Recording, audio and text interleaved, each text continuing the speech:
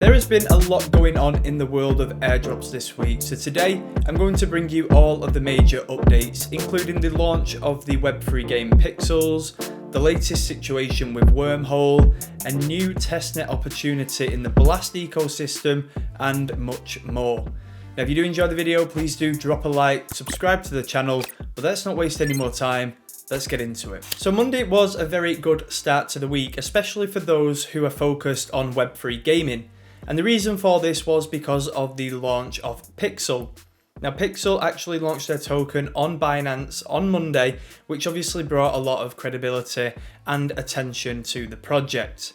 But it was an even better day for Ronin stakers. Now Ronin is the ecosystem where the Pixel game belongs, and those stakers received a portion of a 20 million token airdrop. So 20 million Pixel was split across those Ronin stakers, which for many people was a welcomed surprise, especially with the price holding up relatively well. We've seen price quite stable this week despite people receiving their tokens, and the market cap is quite steady at around the $400 million mark. And next on the list, following up on last week's airdrop roundup video, is AltLayer. Now we mentioned how the claim portal for Celestia stakers was going to open this week, and it did. Many people have already claimed their tokens. Now this is open until the 5th of March, so if you did register before February 16th to receive a share of this airdrop, make sure you claim them tokens before March 5th, otherwise they will likely be burned or returned to the community treasury.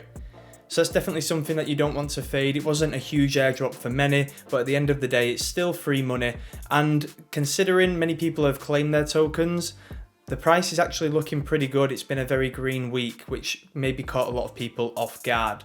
So definitely worth going claiming them tokens if eligible. Many people have been looking for exposure to the Blast ecosystem. It is predicted to be a very hot ecosystem over Q2 and Q3. And this could be your way in, because the project called Zap have released some information around how you can get involved in the testnet. So again, when it comes to staking and needing funds up front, this is the complete opposite. It's free to get involved, and your participation and your time will be rewarded. Now the word airdrop hasn't explicitly been said, but it has been shown that community members who get involved in this testnet are going to receive rewards. So definitely something to keep on the radar. This is just a quick interruption to say, if you are enjoying the video, please do drop a like, comment and let me know if you enjoy the content. Your feedback is more valuable than you probably imagine. It helps me with the algorithm, it helps me understand what you guys want to see, so please do keep it coming. And this week there was more good news for Pyth stakers. It was confirmed by both Degen Base and Scallop, two projects from the Base and the Sui communities, that Pyth stakers would be receiving an airdrop. Now Degen Base did actually confirm that the minimum amount would be 500 Pyth to be eligible, and I think going forward this is generally a good rule to go by. Now if you want more information on Pyth staking and these projects specifically, I covered all of this in a video a couple of days back, basically explaining what Pyth is, how to stake, some confirmed airdrops and some speculative, so go and check that out. And at the beginning of the month, one project that we talked about on the channel was HydroFi, which is a big project in the injective ecosystem. Now, they ran an airdrop campaign for the month of February, which will be coming to an end on the 27th in a few days' time. And a lot of people have been looking at the TVL, over $100 million, which actually is larger than the rest of the injective ecosystem collectively. So without doubt, a huge project that many people have been farming.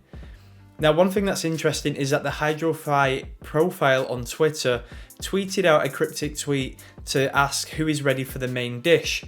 Now, with a month-long campaign coming to an end, it looks like they're going to keep the interest alive, and many people are speculating that it could be the confirmation that they will be going live on the Mito launchpad. Now, Mito is another huge project in the injective ecosystem, and they're launching their first project on that launchpad, Quants, in just a couple of days' time. So definitely a time to keep an eye on this injective ecosystem. And another topic that we covered in last week's airdrop roundup was the whole Starknet situation. Now, many people were left angry and disappointed because they didn't receive the airdrop, but the other thing that Starknet received backlash about was the vesting period for early contributors and early investors. Now, Starknet pretty much put a loophole in there that the token was launched maybe even 2 years ago, but was not tradable, therefore the vesting had already begun, which a lot of people found unethical, including myself. Now, this week, Starknet have come out and said that they're actually going to change the terms for these vesting periods, but in my opinion, it shouldn't take community backlash to have to make these changes. They did it because they had to, not because they wanted to. And of course, with it being at a $20 billion FDV right now, I think they're receiving quite a lot of criticism and they need to respond and try and turn this around. And last but not least is the Wormhole airdrop.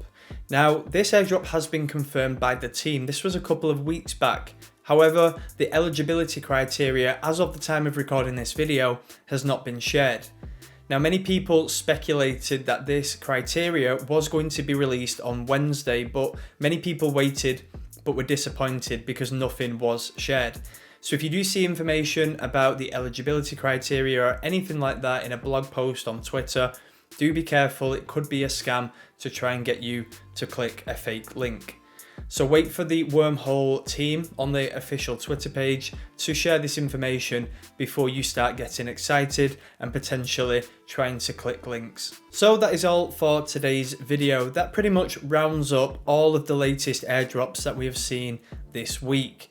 Now, of course, there is stuff that I haven't covered, some smaller airdrops potentially, but the idea here is to make sure that people are not missing the biggest and the best airdrops in the space. If you do enjoy the video, please do drop a like, comment and let me know which airdrops you are keeping an eye on. But with that being said, please do trade safe, invest safe, and I'll catch you in the next one.